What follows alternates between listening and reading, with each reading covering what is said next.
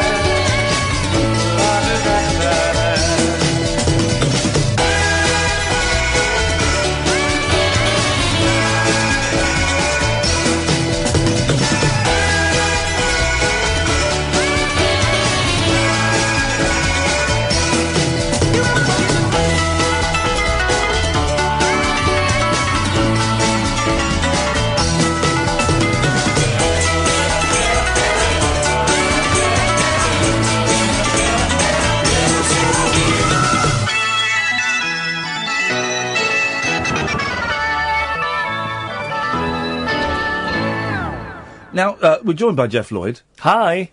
I'm glad to see your beard is back. The beard is back, but funnily enough, good evening to listeners. This is a Late Night Alternative. Iain Lee. Catherine is there. If Hello. you're watching on Periscope, you can see the back of Catherine's head. Some might say that is the best part of Catherine's head. I wouldn't say. I think Who would say that? You would say that. As somebody who can see the front of her head, she has no beard. No, not today. Yeah. No, well, have you? But you've never seen the side of her head. I'm just That's why I saying. keep it. That is impressive. Geoff Lloyd, broadcaster. It's nice to have you here. Thank you. Thank you. I was going to compile a list, but I didn't know what the list. I don't think there's very much on the list, to be honest, and I think broadcaster's probably a stretch these days. But then, there will be people who are going, hang on a minute, I know that voice. You were at Virgin Radio, then Absolute. How long were you there for? You were there for 18 years, yeah. 18 years. Yeah, and I finished in April of this year. And it's very strange because you get a bit institutionalised. I mean, of course you do, you know. So I got to a point where I was thinking, and this, to be fair, this was about 3 years ago. So when I hit the 15-year mark, I was coming up for, should I sign another contract? I was like, I don't know if I should sign another contract. Wow. I should I try and get a few other things going? Yeah. But we'd had building work done at the time, and I figured out that if I could, get 3 years out of them, then I could save up the money that we'd spent on the building work. Oh, wow. So that's what I did. I signed a contract for 3 years, and it had just been sold at the time. Can I just stop let me interrupt for a second. Yeah. Catherine. Yeah. 18 years in the same place, 3-year contracts? What the hell? What is this foreign language this man is speaking to me? I don't understand a word of it. Go on. So we'd just been sold to this very big, successful radio company who own Magic FM and Kiss FM, and they're very sort of professional and the great radio stations of our time. All the things that you would expect, and pretty soon I thought, I'm not sure if my face fits here anymore, really. And I would, I like doing the show. The show is always fun when you're on the air doing this stuff. But I'd get home and be moaning about one thing or another to my wife, and she would just say, well, that's the deal with the devil you made, isn't it? Yeah. You said you wanted to save this money up, and so treat it like a prison sentence, which what I did. And it was a very enjoyable and lucrative prison sentence in these ways. But I was just ready for a change, I've been a fan of yours for ages. Oh, stop it. No, I have. Go on. No, just the say it. Discomfort of you making eye contact as you say something like that. Listen, we should be looking at our feet when we say things like that, surely. We are both going to find the next 50 minutes awful. Yeah. And when you go, I'm sure you'll be saying to your wife, I don't think it went terribly. And when you go, I will be saying to Catherine, I don't think he likes me. I just don't think it. But I just like you. No, I just like you. Oh, God, shall I go? No, but here's my problem, is that I think that anybody liking me is something that could change in the second. So I'm constantly worrying about what have I just said, what have I just done. Yeah. Like, if somebody likes me, I just think there's only one way it can go from here, is down. I worked at Virgin very briefly, then Absolute for, I think I was there maybe 3 or 4 years, I don't know, at the same time you were. And that we did a phone-in one night, over several nights, of how do I make Geoff Lloyd my friend. I don't know if you were ever aware of this. No, I was aware of this, and I think we talked about similar things on our show as well. And years later, it's still not happening. I always got the impression that Absolute didn't know what they had with you. Do you know what I mean? I just felt that you didn't get the respect that you deserved, because you're very knowledgeable about music. You know about music. You're a very intelligent, funny man. So Virgin Radio have been around forever, and people will know that from Chris Evans' days and Russ and Jono dressed as bananas on TV commercials and all those things, and Richard Branson doing stunts dressed as an air hostess usually. Yeah. Jono. Still with us. That little heart of his is still pumping the blood against the odds. It's buried in the basement, isn't it? Yes. It is.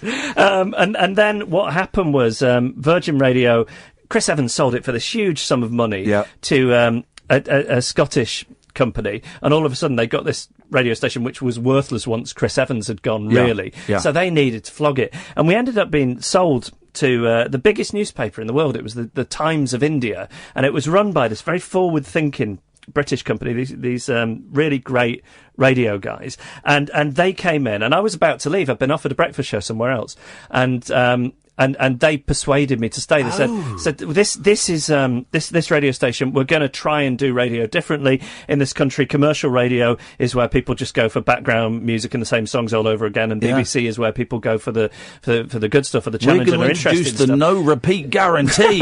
That was already there. They didn't bin that, but so they had this idea that they were going to play more songs than other radio stations. They were going to go deeper, and they were going to give DJs some input, and all this stuff that sounded very promising. Yeah. And it was for about the first year or so. And then what happened was the recession hit. Well, they needed to give it time. I mean, they needed to give it, but the recession hit, is 2008, 2009, and they got into this lawsuit.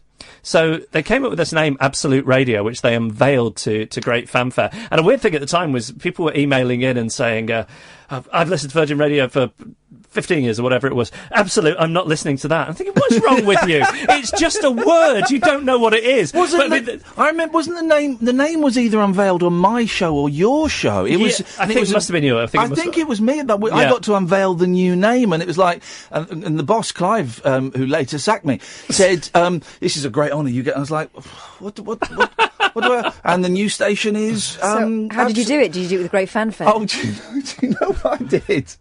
I played a song. I remember. In fact, let me just. I think this is what I did. I said, look, the station has been taken over, and I know that everyone is really worried about the direction that the station is going to go, but please don't panic, because we have got a very exciting new musical agenda, and all music from now on will be this. Mama put the popcorn kernels in the pot. She turned up the heat. There we go. Now the pot is getting hot. So don't panic, guys. I know you all love your music. And just to say, we're going to be focusing on the greatest genre of all time. I present Absolute Radio. It didn't go down very well with Clive. No. I have to say, Clive never sacked me, so I think very highly of him. Had he sacked me, maybe I would think differently, but I thought he was... You know when he sacked me? He don't get sacked, you just don't get your contract renewed, and I was kind of pushing him, and I found out 4 months before the end, like he said, we're not going to renew it. And I said, I'll go on air and say goodbye. He said, no, you won't, you'll go home. And I did... Do you know what I did? This was how mature and grown up I was. Oh, God. No. I looked him in the eye, I shook his hand, I said, thank you very much for letting me play on your station, I appreciate it. Did you? Yes, I did. And I just think those guys... Did you really? I won't do the same thing, but I just think those guys were up against it, because, so they changed the name, and then as soon as they announced they'd changed the name, they get a legal letter from Absolute Vodka, and it turns into this huge lawsuit, and the Indian firm that had bought the radio station, they just got cold feet, there was that, there was the recession, and they pulled. They were going to spend more money than anybody had ever spent on commercial radio. They were going to launch like their own equivalent of Spotify. There were all these grand plans which were hugely exciting, but they got cold feet, and I think Absolute did a really good job in those early years under very difficult circumstances. But I knew that the thing had changed with the music when one day. Because people may be listening to this thinking that people on music radio get to pick their records. Oh God, but no, you naive fools! Of course not. Of course, you get a computer printout telling you what to play. Yes, and the music on my show, I think, was a bit better than some of the others because they knew that I'd just act like a baby if I got like terrible music.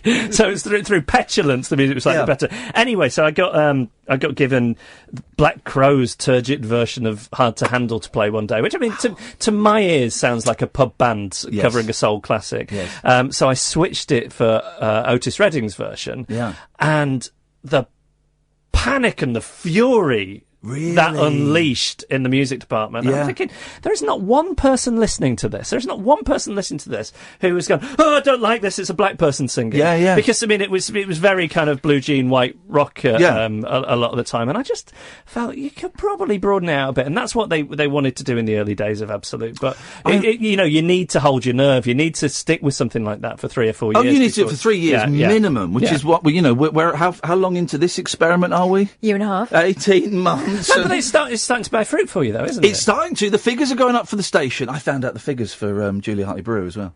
Oh, yeah. Well, I think we can say 97,000. That's we've got 60, so we're not far off. We're not far off. Yeah, snapping at her heels. We're snapping at her heels.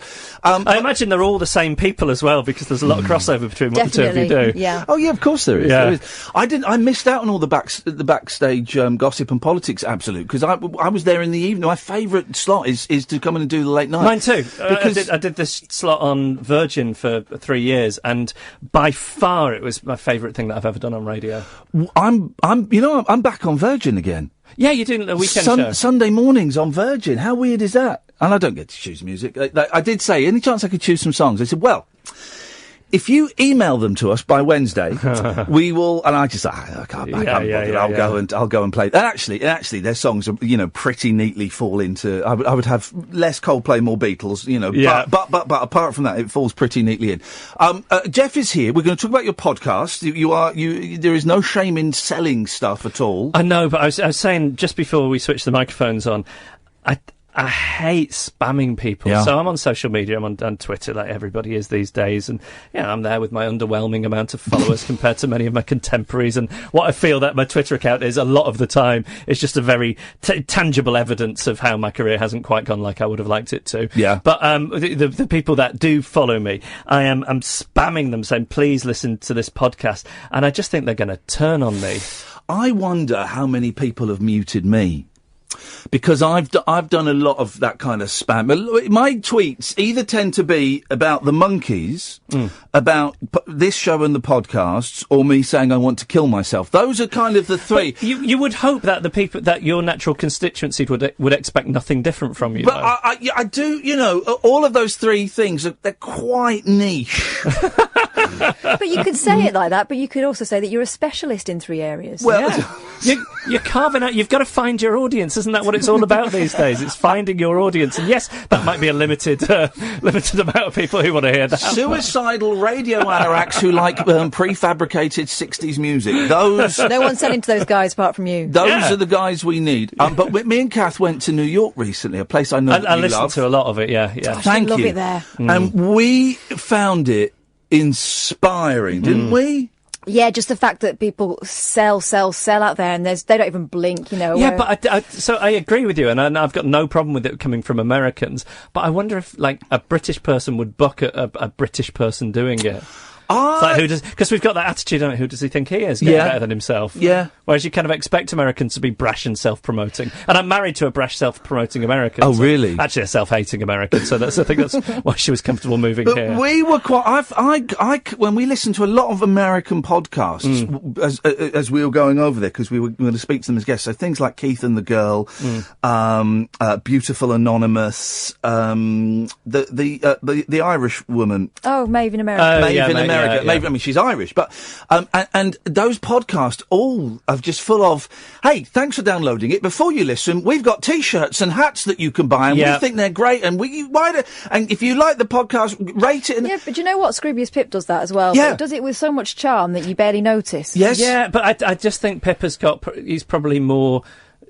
He probably likes himself more than either Iain or I like myself, I imagine. Mate, okay, here's what we do. You come and sell my stuff. Yes. I'll sell your stuff. Yeah. Everyone walks away happy. Yeah, that's the way to do it, yeah. We've got a call. Let's tell you what, I'm going to hit the brakes tonight, because I was terrible with the brakes. We've got a call. It's sorted out. I was going to make him a brew, because I haven't even offered, and he's... Oh, I'd love one, yes, what please. What would you like? Is this not a bit below your pay grade, running around making cups of tea for me, Kath? I like a walk now and again.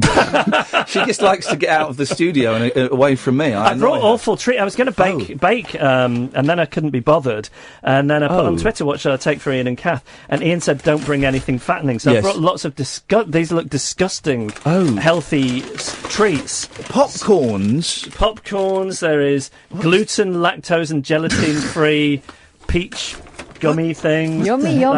Horrible-looking naked treat bars. Well, you've really gone to the health food section of the store. Yeah, because I know that you're like me. I mean, so I'm guessing that the reason you've regrown your beard is because you worry about putting on weight and hide the shape of your face. Yeah, I've got chins. Yeah, me too. I mean, I had a beard for the best part of 20 years for exactly the same reason. I mean, I'm fooling no one, but, you feel like you've got some control in the situation. I would, for most of my life, have been skinny, right? And a lot of it was just because that was my... For big period of my life, it's because that was the way I worked, my metabolism, I was skinny. There was a small period of my life where it's because I was just doing loads of drugs, and so that made me skinny. Yeah. And then I hit 40, and just suddenly there is a stomach. So I never think you look big, but I also, you're such a tall man, I'd have thought it was impossible to put on weight. No, tall people can be fat. Tall people can be fat.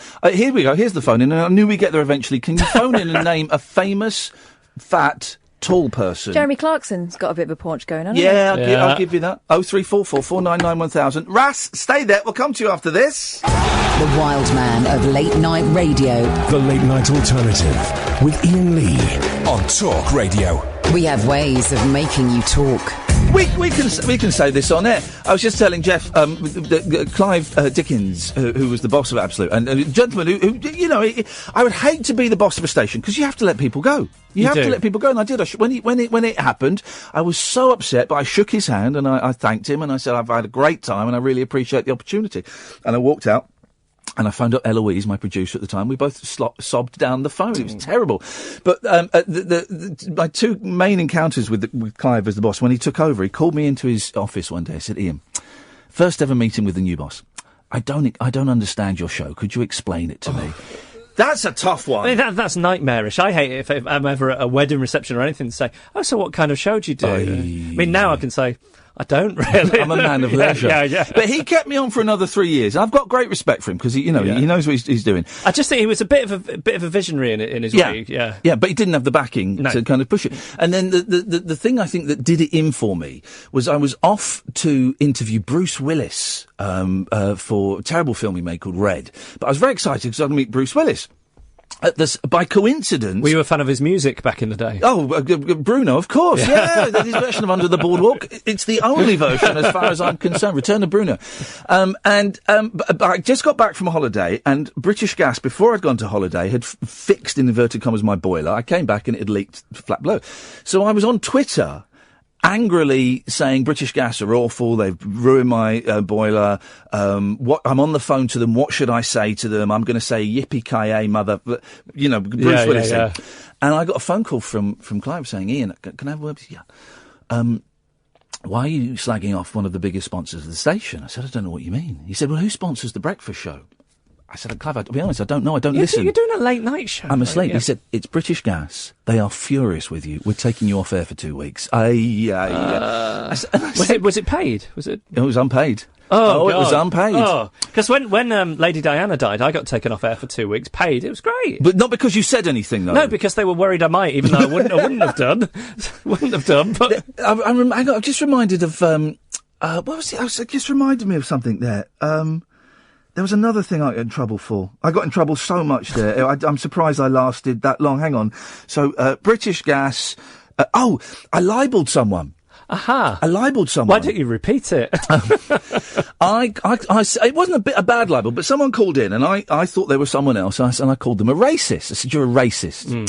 And, they then, I got called in and they threatened to sue. They were going to sue and a lawyer had been called in and stuff. And, Clive said, this will cost us about 10 grand. Okay. We won't fight it. We'll have to pay him, some money and we'll have to pay his legal fees. Cost about 10 grand. Now, I want you to contribute towards that 10 grand.